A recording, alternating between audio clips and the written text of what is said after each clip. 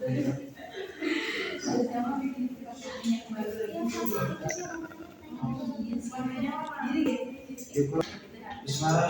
warahmatullahi wabarakatuh. Waalaikumsalam warahmatullahi wabarakatuh. Selamat pagi teman-teman. Pagi. Alhamdulillah rabbil alamin wa bihi nasta'in ala umuri dunya wad din wassalatu wassalamu ala asyrofil anbiya'i wal mursalin wa ala alihi washabihi ajmain amma ba'd. Sholatan wa salaman dari main kala ismail ala habibina Mustafa sallallahu Muhammad sallallahu alaihi wasallam. Allahumma bika as'aluka kembali lagi bersama kami tidak bosan-bosannya untuk duo Garut ya. Saya dan Fahmi ya akan menyampaikan tentang prinsip visual dalam media dan teknologi pembelajaran pada sekolah ya.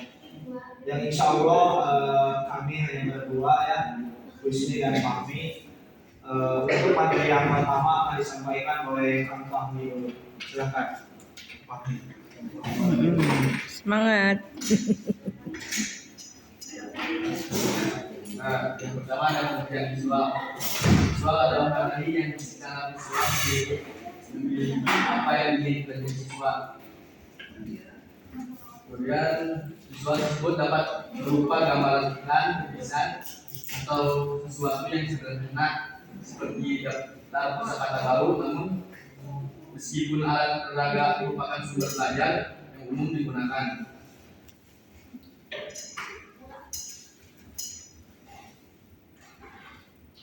Tujuan utama visual adalah untuk meningkatkan kemampuan kritis di bidang menggambar, namun hal ini juga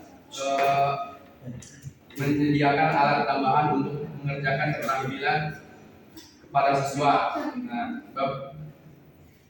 bab ini memfokuskan kepada pemahaman perencanaan visual dan menciptakan visual yang efektif untuk mendukung dan meningkatkan proses belajar siswa. Kemudian ada media visual yang pengertiannya adalah penyampaian pesan atau informasi secara teknis dan kreatif, menampilkan gambar susunan dan penempatannya secara jelas.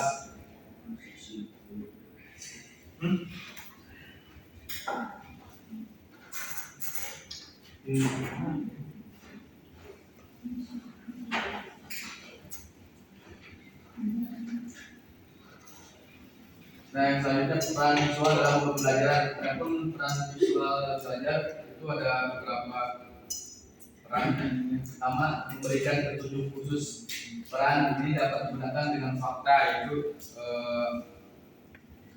yang sering terjadi di kelas adalah guru menggunakan materi visual untuk membantu siswa mengingatkan dan memahami pelajaran dengan lebih mudah. Misalnya guru menggunakan gambar visual untuk membantu siswa dengan mengingat bentuk silinder. Kemudian yang kedua, untuk menghasilkan ide abstrak yang konkret. Peran visual ini dapat diilustrasikan, yaitu dengan menggunakan seekor kelinci. Contohnya yang menggunakan seekor kelinci yang bergerak pada garis bilangan untuk mengilustrasikan cara menjumlahkan dan mengurangi bilangan positif dan negatif. Kemudian yang ketiga, memotivasi siswa. Gambar visual dapat memotivasi siswa.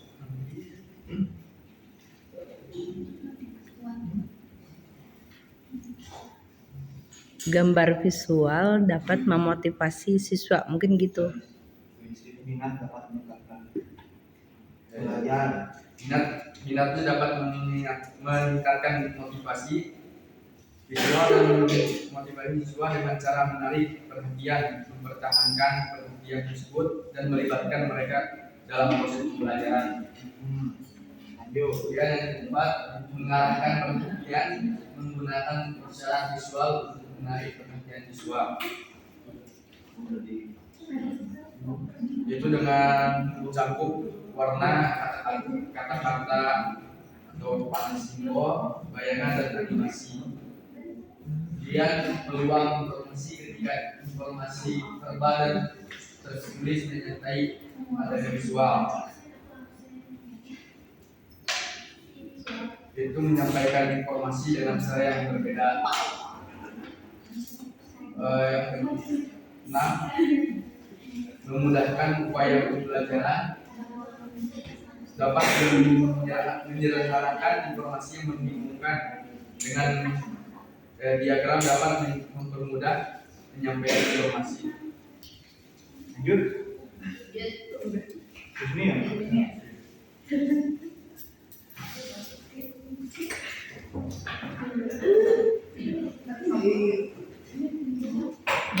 Nah, adapun yang selanjutnya yang disampaikan oleh saya sendiri gitu kan.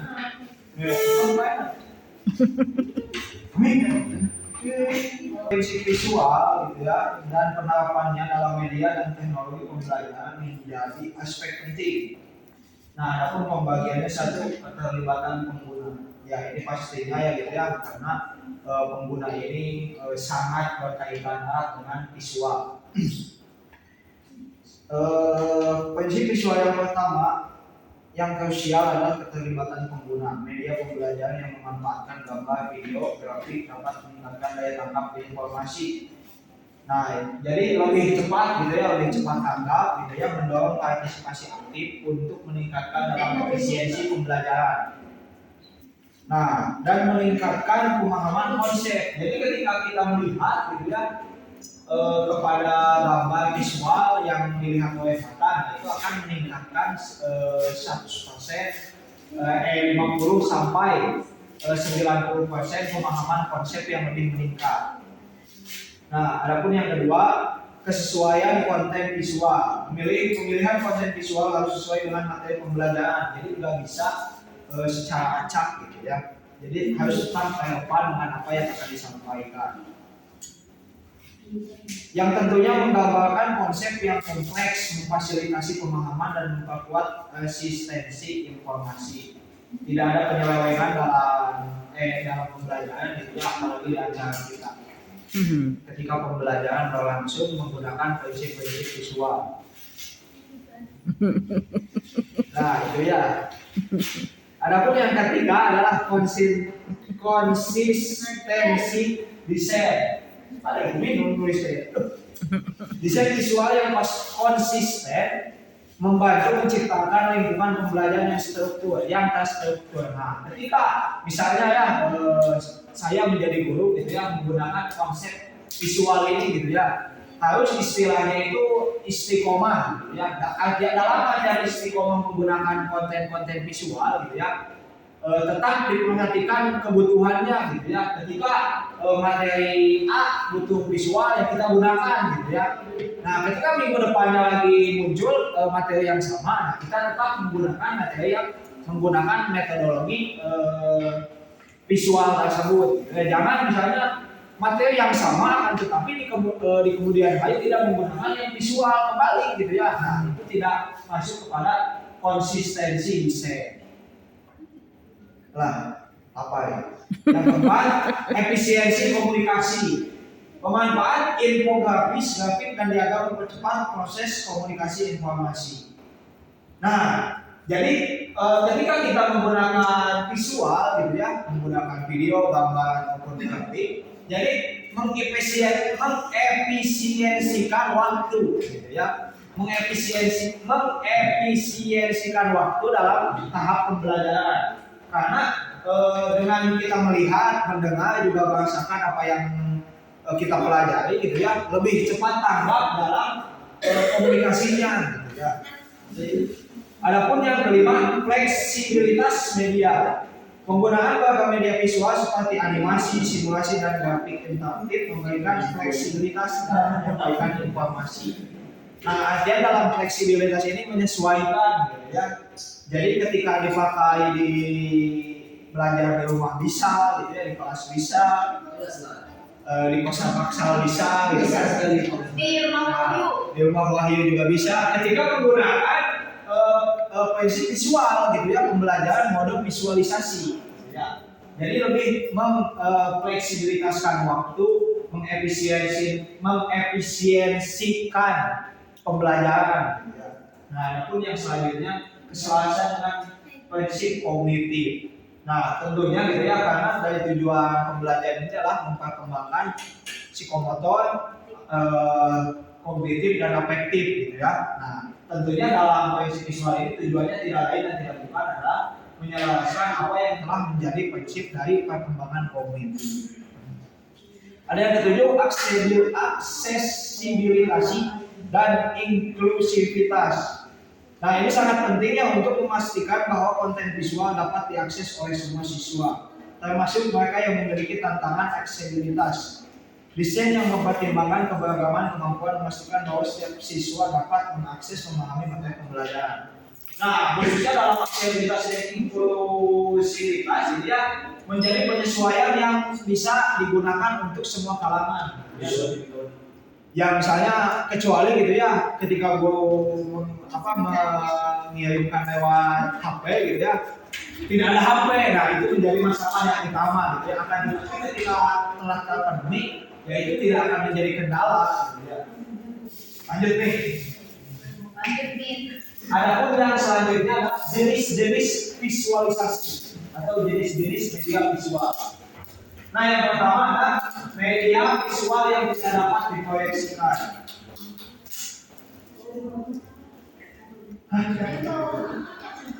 Kenapa? Nah, adapun media ini adalah benda nyata, gitu ya. Contoh, nah ini ya kelompok kita, gitu ya, kelompok buaya.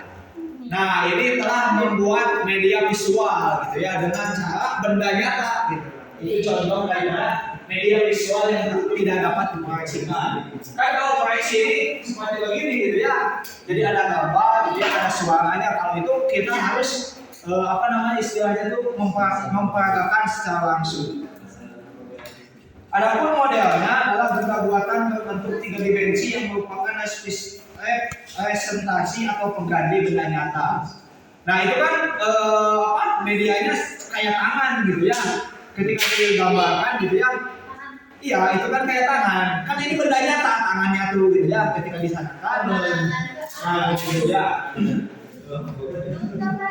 Adapun yang kedua, alat bantu visual yang dapat diproyeksikan. Satu, OHP atau overhead projection. Nah kayak gini gitu ya. Infocus ini yang termasuk OHP.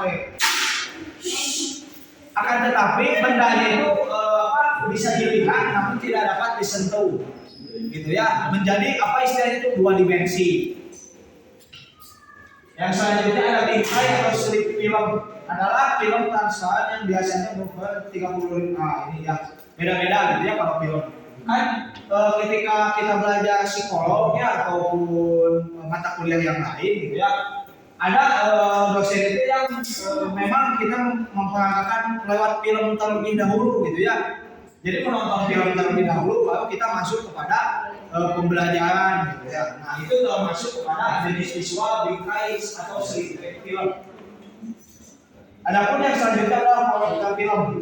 Mirip dengan slide namun tidak dipotong-potong melainkan disajikan dalam bentuk gulungan kemudian diproses dengan proyektor film. Nah ini hampir sama gitu ya kayak film, akan tetapi ini berbentuk seperti PPT gitu ya, poin, akan tetapi tidak ada jeda gitu ya. Adapun yang selanjutnya adalah proyektor bunga. Ini belum diterjemahkan ke dalam bahasa Indonesia. Ya, jika 3 jenis software di atas adalah lembaran plastik atau film transparan, maka software adalah software bukan seperti gambar masyarakat, tulisan, buku dan lain-lain. Nah ini termasuk jenis-jenis visual gitu ya. Ketika mempunyai buku yang ada gambarnya itu termasuk jenis-jenis daripada media visualisasi dalam metode dan teknologi pembelajaran. Gitu ya. Baiklah teman-teman, sudah sampai gitu ya, sudah sampai akhir kita mempresentasikan apa yang telah kita diskusikan tadi teman-teman, gitu ya. Nah yang selanjutnya mungkin apabila ada teman-teman yang ingin bertanya silakan kami buka pertanyaan ya, akan tetapi tidak akan banyak-banyak.